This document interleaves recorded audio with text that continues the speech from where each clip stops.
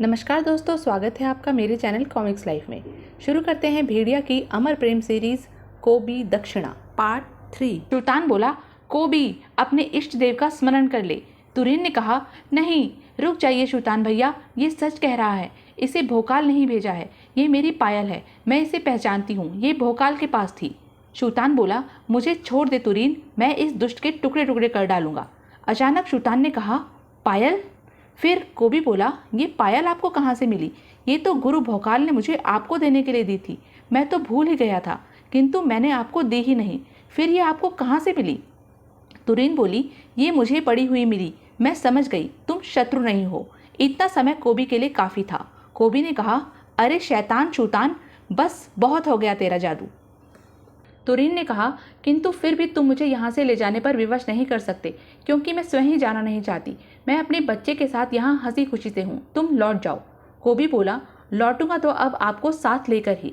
गुरु दक्षिणा देनी है, किंतु मैं जानता हूँ कि जब तक ये बच्चा और इसका पिता जीवित हैं तब तक इनके मोह में आप फंसी रहेंगी और मेरे साथ नहीं जा पाएंगी। तुरीन बोली, नहीं मेरा बच्चा, तुम पागल हो गए हो। कोबी ने कहा, गुरु को दिया हुआ वचन मुझे पागल कर रहा है। तुरीन बोली, उसका कुछ अहित मत करना। उफ, तुम समझते क्यों नहीं? मैं भौकाल के पास नहीं जाऊंगी, ये मेरा निर्णय है। छोड़ दो मेरे बच्चे को। कोबी तो तलवार उठा ही चुका था। तभी किसी ने कहा, ठहरो ठहरो कोबी, ये क्या मूर्खता कर रहे हो? और सामने पड़ी उस सूरत को देखकर कोबी बेहंता चौंक पड़ा और बोला, गुरु भौकाल, तुम यहाँ? भौकाल ने कहा, हाँ मैं। सुल्तान बोला, भौकाल? भौकाल ने कहा, तुरीन के लिए मेरी तड़प मुझे जीवित नहीं रहने दे रही थी। गुरुराज भाटिकी को आखिरकार मुझे यहाँ आने की आज्ञा देनी ही पड़ी। और तुम ये क्या कर रहे थे? एक मासूम बच्चे का रक्त बहाना चाहते थे? छोड़ो इसे। यदि तुरीन अपनी इच्छा से नहीं जाना चाहती तो तुम उसे जबरन ले जाने वाले कौन हो? कोबी बोला, तुम्हारा शिष्य तुरीन श्री को तुम्हें गुरु दक्षिणा में देने का वचन दिया है। इस वचन को मैं पूर्ण करके रहूंगा। और गुरु भोकाल, तुम मेरे वचन के बीच में आए तो मैं तुम्हारी भी एक नहीं सुनूंगा। जब तुरीन श्री ही तुम्हारी पत्नी है तो तुम्हारे अलावा मैं उसके किसी विवाह और बच्चे को वैध नहीं मानता। इस बच्चे को खत्म होना ही होगा। भौकाल ने कहा, तुम पागल हो गए हो? मैं तुरीन को छीनना नहीं चाहता, बल्कि उसे उसकी इच्छा से प्राप्त करना चाहता हूँ। तुरीन ने कहा, ठहरो, यदि तुम्हारी यही इच्छा है तो लो, मैं स्वयं अपने पति व बच्चे को तुम्हारे सुपुर्द करती हूँ। तुम चाहो तो उनका वध कर दो। मेरा कोई दूसरा विवाह नहीं हुआ, भौकाल ही मेरे पति हैं और ये बच्चा भौकाल का है। कोबी ने कहा, क्या? भौकाल बोला, मेरा बच्चा? मैं समझा नहीं, तुम सुल्तान के साथ क्यों चली गई थी तुरीन? सुल्तान ने तुम्हारी मृत्यु का प्रचार क्यों कर दिया था? सुल्तान अपने ऊपर से वृक्ष हटाकर तब तक स्वयं को सामान्य कर चुका था। सुल्तान ने कहा, मैं तुम्हें समझाता हूँ भौकाल, मैं विवश था। तुम्हारी 3 पत्नियां हैं, रूपसी, सलोनी एवं तुरीन। किंतु कुबड़ा शैतान ने अपनी पुत्री रूपसी के पुत्र को विकास नगर का उत्तराधिकारी घोषित करवाने के उद्देश्य से षड्यंत्र रचा। उस वक्त रूपसी, सलोनी एवं तुरीन गर्भवती थी। उस षड्यंत्र को हालांकि सलोनी एवं तुरीन बच गई थी, किंतु मुझे लगा कि कुबड़ा शैतान अभी भी चुप नहीं बैठेगा। मुझे लगा कि तुरीन और उसका बच्चा कभी भी कुबड़ा शैतान के षड्यंत्र का शिकार हो सकते हैं। मैं तुरीन को सुरक्षित निकाल लाया और तुरीन की मृत्यु का प्रचार कर दिया ताकि उसे सभी खतरों से सुरक्षित रख सकूं। मैंने तुरीन को यहाँ संरक्षण दिया। यहीं पर नन्हे भौकाल का जन्म हुआ। मेरा उद्देश्य पूरा हो गया, क्योंकि अब भौकाल के पुत्र को कोई खतरा नहीं था। नन्हे भौकाल के जन्म के पश्चात मैं तुरीन को तुम्हारे पास लाना चाहता था, किंतु तब स्वयं तुरीन तुम्हारे पास आने को तैयार ना थी, क्योंकि वह अपने प्रति भौकाल के अगाध प्रेम के कारण रूपसी व सलोनी को उनके अधिकारों से वंचित होता नहीं देखना चाहती थी। तुरीन यहाँ प्रसन्न थी। तुम्हारे प्रेम की निशानी नन्हा भौकाल उसके पास था। उसे इन परिस्थितियों में रहने की आदत हो गई थी, किंतु समय ने आखिर एक बार फिर उसके हृदय के जख्म को हरा कर दिया। अब मैं निर्णय तुरीन पर छोड़ता हूँ कि वो तुम्हारे साथ जाना चाहती है या नहीं। भौकाल ने कहा, मैं ये निर्णय भी तुरीन पर ही छोड़ता हूँ। किंतु तुरीन, तुम तो जानती थी कि मैं तुमसे ही प्रेम करता हूँ, फिर तुम इस प्रकार चुपचाप मुझे छोड़कर क्यों चली आई? ये भी ना सोचा कि तुम्हारे वियोग में कैसे जीऊंगा? किंतु जो कुछ हुआ भले के लिए ही हुआ। मित्र सुल्तान, तुम्हारा अनुमान सही था। दुष्ट कुबड़े शैतान ने अपनी चाल चल दी। सलोनी, रानी मोहिनी, राजकुमार अंकित सभी उसके षड्यंत्र का शिकार होकर मारे गए। रूपसी रानी बनने के मोह में उस दुष्ट का साथ दे रही है। कुबड़ा शैतान ने मुझे भी मारने में कोई कसर नहीं छोड़ी, किंतु कोबी के मार्गदर्शक गुरुराज भाटिकी ने मेरी प्राण रक्षा की। और कोबी ने जो कुछ किया उसमें उसका कोई दोष नहीं है। मैंने कोबी को जो शिक्षाएं दी उसकी गुरु दक्षिणा के रूप में वो मुझे तुरीन को लाकर देना चाहता था, जिसके विषय में गुरुराज भाटिकी पता लगा चुके थे कि वो जीवित है। सुल्तान ने कहा, ओह, इतना सब कुछ हो गया और मुझे खबर भी नहीं। भौकाल बोला, तुरीन की यादों को मैं एक पल के लिए भी अलग नहीं कर पाया। मैं राजकार्य एवं षड्यंत्रों में उलझा रहा और मेरी जिंदगी, मेरी सांसें मुझसे जुदा कर दी गई। अब ये तुरीन की इच्छा पर है कि वो मेरे साथ चलना चाहती है या नहीं। तुरीन ने कहा, तुम्हारी तुरीन इतनी भी निष्ठुर नहीं भौकाल कि इतनी सारी विपत्तियों में तुम्हें अकेला छोड़ दे। तुरीन भी तुम्हारे बिना केवल तुम्हारे पुत्र के प्रति अपने कर्तव्यों का पालन ही कर रही थी। हृदय ने तो मेरे भी धड़कना छोड़ दिया था। जीवित रहने के लिए चाहत जरूरी है और तुमसे बिछड़कर कोई चाहत ही जन्म नहीं लेती थी। मैं भी मृत समान ही जी रही थी। कोबी ने कहा, जरा ठहरो गुरुपत्नी, यदि आप स्वयं ही गुरु भोकाल के पास चली गई तो फिर मेरी गुरु दक्षिणा का क्या होगा। कोबी ने कहा, गुरु भोकाल, ये लीजिए गुरु दक्षिणा, और आप सबसे अपनी धृष्टताओं की क्षमा भी चाहता हूँ। सुल्तान ने कहा, चलो, जो हुआ अच्छा हुआ, किंतु इसी बीच जो बुरा हुआ अब उसको भला बनाने का समय आ गया है। दुष्टों को उनकी दुष्टता का फल मिलना ही चाहिए।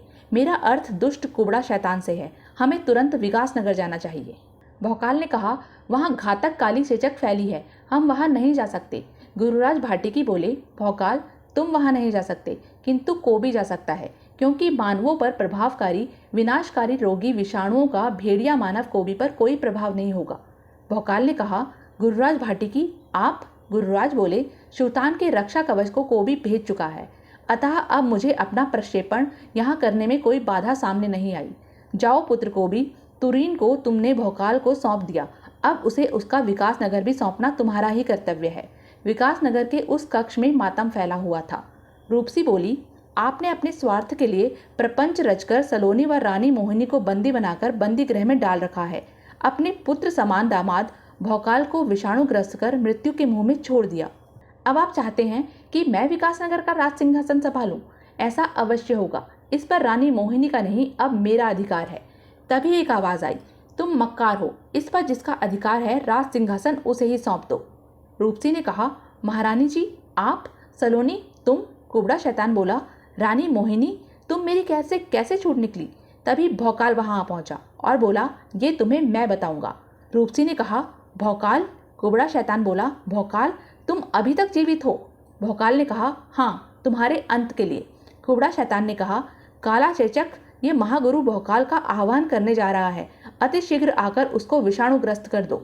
भौकाल बोला, क्षमा करें कुबड़ा शैतान, काला चेचक तो नहीं आ सकता, किंतु मैं उसका सिर लाया हूँ। कुबड़ा शैतान ने कहा, काला चेचक का कटा सिर? असंभव।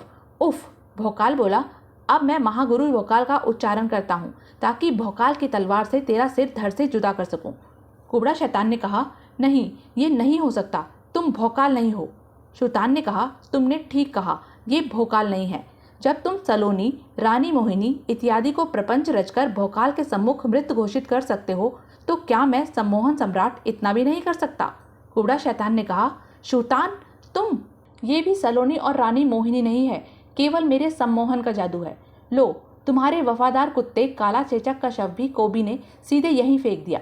इसे सम्मोहन का जादू मत समझना, और ना ही ये कोबी सम्मोहन का जादू है, ये भेड़िया है, फाड़ डालेगा तुम्हें कुबड़ा शैतान। कोबी ने कहा, मेरे गुरु भौकाल के नगर की ओर अब जो कूदृष्टि उठेगी उसे कोबी फाड़ डालेगा। कुबड़ा शैतान समझ गया था कि खेल खत्म हो गया। कोबी की पकड़ से एकाएक ही गायब हो गया कुबड़ा शैतान। कोबी ने कहा, कायर भाग गया। कुबड़ा शैतान बोला, मैं लौटूंगा, अवश्य ही लौटूंगा, रूपसी को बनाकर ही रहूंगा विकासनगर की रानी। रूपसी ने कहा, सुल्तान भैया, मुझे क्षमा कर दो, मैं पिताश्री की बातों में आ गई थी। सुल्तान ने कहा, मत कहो मुझे भैया।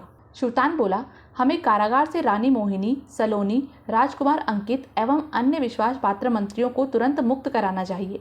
फिर रूपसी ने कहा, अपने पिताश्री के षड्यंत्रों की मैं आपसे क्षमा मांगती हूँ महारानी जी। सलोनी बोली, मैं जानती हूँ कि तुम निर्दोष हो, किंतु ना जाने महाबली भौकाल कहाँ और किस अवस्था में होगा। सुल्तान बोला, भौकाल बिल्कुल ठीक है रानी जी, और यही है, तुरीन भी इसके साथ है। सलोनी बोली, भौकाल? तुरीन? भौकाल ने कहा, कोबी की बदौलत मिल पाई है मुझे तुरीन और मेरा बच्चा। रूपसी व सलोनी के कदम एक साथ भौकाल की ओर उठे। रूपसी बोली, भौकाल व तुरीन को देखकर हमें अपार प्रसन्नता। भौकाल ने कहा, बस वहीं रुक जाओ रूपसी, तुम भी सलोनी, क्योंकि आज के पश्चात केवल तुरीन ही मेरी पत्नी होगी। जिसे वास्तव में मैंने प्रेम किया है। भौकाल ने कोबी से कहा, कोबी, तुम जैसा मित्र पाकर मैं धन्य हो गया। कोबी बोला, और मुझे तो मित्र के साथ ही मिला है गुरु भी। गुरु भौकाल, साथ ही मैंने महसूस किया है प्रेम को भी, भौकाल और तुरीन का अमर प्रेम। कोबी की विदाई के समय भौकाल की आंखें नम थी। भौकाल बोला, गुरुराज भाटिकी को मेरा प्रणाम कहना मित्र कोबी। तुरीन ने कहा, फिर मिलेंगे कोबी। कोबी बोला, अवश्य कहूँगा।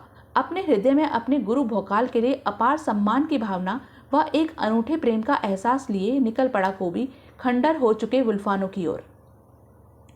तो यह थी भेड़िया अमर प्रेम सीरीज की एक मज़ेदार कॉमिक्स। ऐसी ही मज़ेदार कॉमिक्स के लिए बने रहें मेरे साथ, और हाँ, मेरे चैनल को लाइक, शेयर और सब्सक्राइब करना ना भूलें। धन्यवाद।